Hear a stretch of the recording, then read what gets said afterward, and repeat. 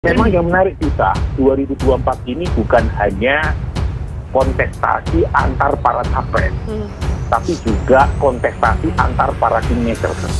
Nah, kingmaker yang pertama kan secara umum sudah hampir jadi ya, yaitu Koalisi Perubahan. Namanya Anies Baswedan. Nah, kingmakernya orang tidak bisa mengabaikan faktor Surya Paloh gitu. Ya. Nah, sekarang ada kingmaker berikutnya, yang pasti tentu Ibu Mega. Ibu Mega itu kingmaker karena partainya lolos tanpa harus berkoalisi dengan partai lain, bisa memiliki semacam golden ticket untuk mencapreskan capres cawapres. Tetapi ada kingmaker berikutnya yang mungkin secara formal tidak punya partai, tetapi posisinya sebagai presiden dan komandan koalisi itu punya semacam keleluasaan untuk menominasikan capres cawapres untuk digodok oleh partai pendukungnya. Namanya Pak Jokowi. Nah, menjadi menarik karena hubungan antara Pak Jokowi dengan Ibu Mega ini kan hubungan yang juga menentukan apakah koalisi terbesar jadi atau tidak.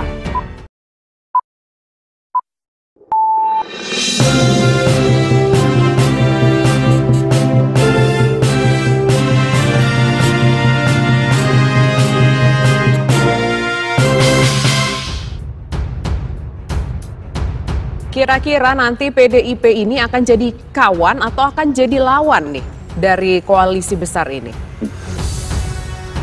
Ya, jadi koalisi besar isunya makin membesar, tapi masih menyisakan satu hal. Apakah PD Perjuangan menjadi bagian dari skenario koalisi besar ataukah di luar? Nah, pertanyaan Tisa, dalam posisi seperti apa PD Perjuangan bisa bergabung dan dalam seperti apa PD Perjuangan bisa berada di luar koalisi besar? Saya kira tergantung oleh dua hal. Yang pertama tergantung oleh seberapa kuat elektabilitas Anies Baswedan. Jadi kalau Anies Baswedan trennya masih melemah seperti sekarang, maka kemungkinan PD Perjuangan dan koalisi besar untuk berduel itu lebih besar ketimbang berduet. Karena bagaimanapun Anies Baswedan dianggap bukan ancaman kalau trennya masih melemah. Tapi kalau Anies Baswedan elektabilitasnya mengalami rebound dan kemudian menempati peringkat yang kompetitif, bahkan menyalip misalnya peringkat pertama dan kedua, mungkin ada solidaritas partai-partai pendukung pemerintah untuk membentuk koalisi super besar dengan mengajak PD Perjuangan menjadi bagian yang tak terpisahkan. Nah, itu yang pertama. Yang kedua, tergantung kesepakatan antara Pak Prabowo, dalam ini adalah Gerindra, dengan Ibu Mega dan PD Perjuangan. Ini karena bagaimanapun PD Perjuangan itu partai pemenang yang bisa maju tanpa harus berkoalisi dengan partai lain. Nah, kalau misalnya ada kesepakatan terkait dengan capres-cawapres antara dua aktor penting ini, maka sangat mungkin terjadi koalisi super besar dengan memasukkan PDI Perjuangan di dalamnya, dan Pak Prabowo dan Ganjar Pranowo itu akan berduet, bukan berduel. Tapi kalau tidak terjadi kesepakatan, maka kemungkinan ada tiga poros. Poros Anies Baswedan, poros Prabowo Subianto, dan poros Ganjar Pranowo. Tapi lagi-lagi, poin yang kedua ini masih jauh panggang daripada api. Menunggu konstelasi terutama di tingkat elektoral. Nah, hari ini Lembaga Survei Indonesia baru saja merilis hasil di mana Pak Prabowo menyalip elektabilitas Ganjar Pranowo. Nah, pertanyaannya, apakah ya perkembangan terbaru elektoral ini membuat ada pembicaraan di antara elit PD Perjuangan dengan Pak Prabowo dan Gerindra? Itu waktu yang nanti akan menguji. Dugaan saya akan dibiarkan sampai ujung proses pendaftaran, sekitar bulan September, Oktober, dan nanti baru diputuskan apakah koalisi super besar itu jadi atau tidak. Oke, baik. Nah, tapi kalau begini, kita kan juga harus melihat ya kingmaker-nya akan seperti apa. Tadi sudah disebutkan ada Ibu Mega, kemudian juga di sini kalau seandainya Pak Jokowi. Nah, ini kan berarti akan mungkin ada tiga kingmaker. Surya Paloh dengan mengajukan Anies Baswedan tadi, kemudian juga ada Ibu Mega yang mungkin saja Pak Ganjar begitu. Dan juga Pak Prabowo Subianto sendiri akan ada tiga kingmaker. Nah, ini akan seperti apa kira-kira kalau memang ada kingmaker itu, pertarungan antara katakanlah PDIP di sini dengan Ibu Mega dengan Pak Jokowi? Karena Pak Jokowi ini kan dianggap orang nih, dianggap ya kita melihat dari luar kayak ada endorsement meskipun ada kalimat mengatakan ya, tapi itu urusan dari masing-masing partai begitu ketika dikatakan akan ada koalisi besar itu. Memang yang menarik bisa 2024 ini bukan hanya kontestasi antar para capres, tapi juga kontestasi antar para kingmaker. Nah, kingmaker yang pertama kan secara umum sudah hampir jadi ya, yaitu koalisi perubahan. Namanya Anies Baswedan. Nah, kingmakernya orang tidak bisa mengabaikan faktor Surya Paloh di situ. Yeah. Nah, sekarang ada kingmaker berikutnya yang pasti tentu Ibu Mega. Ibu Mega itu kingmaker karena partainya lolos tanpa harus berkoalisi dengan partai lain, bisa memiliki semacam golden ticket untuk mencapreskan capres-cawapres. Tetapi ada kingmaker berikutnya yang mungkin secara formal tidak punya partai, tetapi posisinya sebagai presiden dan komandan koalisi itu punya semacam keleluasaan untuk menominasikan capres-cawapres untuk digodok oleh partai pendukungnya. Namanya Pak Jokowi. Nah, menjadi menarik karena hubungan antara Pak Jokowi dengan Ibu Mega ini kan hubungan yang juga menentukan apakah koalisi terbesar jadi atau tidak. Nah, apakah Pak Prabowo dengan Ganjar Pranowo duel atau duet, itu juga salah satunya ditentukan oleh kesepakatan antara dua kingmaker ini. Kalau misalnya Pak Jokowi dan Pak Prabowo, termasuk dengan Ibu Mega, punya keputusan untuk tetap maju dengan asumsi misalnya, taruhlah 3 poros maju, tetapi yang maju putaran kedua itu Ganjar versus Pak Prabowo, nah mungkin yang siapapun yang jadi ya capres yang dianggap akan melanjutkan legasi Pak Jokowi.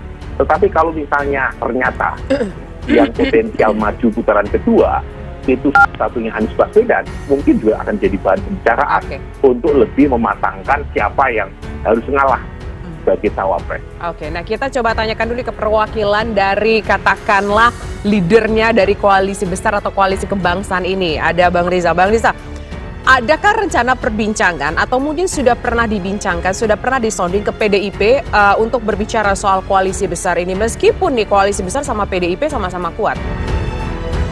Ya, kami memahami bahwa posisi PDIP sebagai partai pemenang pemilu dan memiliki tiket sendiri, memiliki keluasan kebebasan untuk namun kami berharap bahwa koalisi besar, koalisi kebangsaan ini juga bisa mempersatukan antara PDIP dengan koalisi Gerindra PKB dengan koalisi Indonesia Bersatu.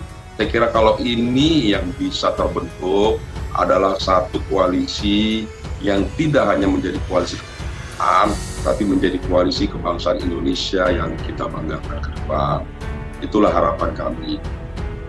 Terkait dengan capres, cawapres, tentu kita semua memahami setiap yang memiliki tiket punya kewenangan, punya hak untuk menentukan sendiri. Tapi saya yakin para ketua umum, para elit akan bijaksana pada waktunya untuk menentukan. Seperti sampaikan Mas Burhan tadi, betul bahwa semua partai politik pimpinan itu sudah sangat rasional dan hasil-hasil survei itu menjadi rujukan, menjadi landasan, menjadi pijakan untuk menentukan koalisi, untuk menentukan capres dan cawapres.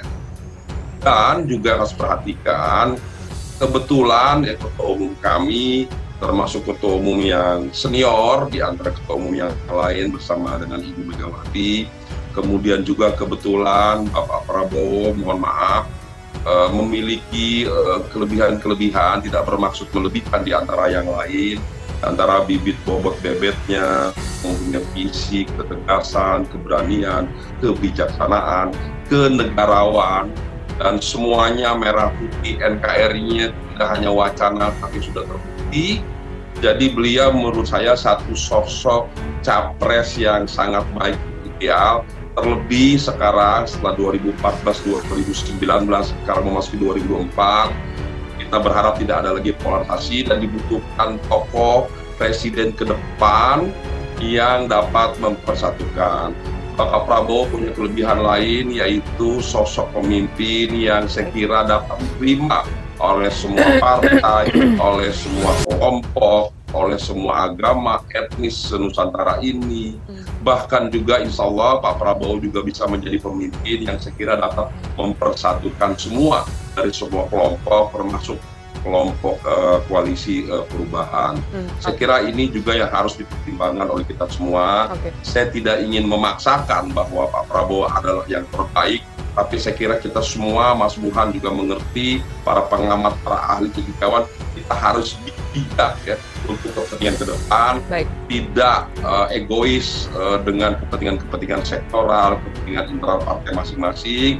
Tapi saya kira mari kita sama-sama cari sosok capres terbaik untuk bangsa Indonesia ke depan. Kebetulan sekali, calonnya kebetulan saja ada di Partai Gerindra.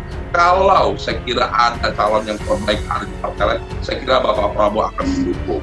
Namun demikian kita memahami bahwa kebetulan alhamdulillah sosok yang dibutuhkan ke depan ada pada Bapak Prabowo di Partai Gerindra. Kita dapat poinnya. Sekarang kita ingin ke Bang Afriansyah. Bang Afriansyah, kira-kira ini Anda melihatnya akan seperti apa sih ke depannya koalisi besar ini? Jadi begini, pertama perlu diingat, pemilu 2024, seluruh partai politik yang sudah disahkan oleh KPU sebagai peserta pemilu adalah peserta pemilu pada tahun 2024. Jadi nanti, tapi kursi untuk Pilpres diambil dari 2019. Kalau kursi untuk Pileg dan kursi yang akan kita dudukkan pada tahun 2024, itu kita rebut pada tahun 2024 di bulan Februari 2024. Itu perlu diingat dulu, Mbak Tisa. Jadi seluruh partai politik nanti mulai dari zero, ya kan? Tidak ada yang punya kursi, karena kursinya akan dipakai untuk Pileg pada tahun atau Pilkada pada tahun 2024. Nah, kemudian pemimpin orkestra terbesar ini, pemimpin grup yang terbesar ini adalah Bapak Jokowi saat ini. Kingmaker-nya itu menurut saya adalah Pak Jokowi. Tidak ada yang lain, karena beliau ini adalah pemimpin dari koalisi yang sekarang ada di kabinet, minus Nasdem yang sudah menentukan sikap kepada salah satu calon. Jadi tinggal dari 9 fraksi yang ada di DPR, 6 masih dengan koalisi yang dipimpin oleh Pak Jokowi. Yang satu, Nasdem sudah pindah karena dia mengusung sendiri. Nah, tinggal bagaimana Pak Jokowi sekarang bisa mempersatukan, termasuk PDIP juga, agar supaya beliau tentunya, kenapa beliau kita rasakan sebagai kingmaker? Karena beliau ini banyak program yang belum selesai, yang akan pasti membuat komitmen kepada generasi atau presiden selanjutnya untuk siapa yang bisa meneruskan program-program ini, sehingga program-program ini bisa dikawal dengan baik dengan calon presiden yang beliau akan usung. Nah, tentunya di sini kesamaan chemistry-nya itu saya lihat dari Pak Prabowo. Nah, inilah yang tinggal bagaimana Bapak Prabowo menyatukan semua partai yang ada, termasuk juga non-parlemen, PBB, Perindo, PSI, ya kan?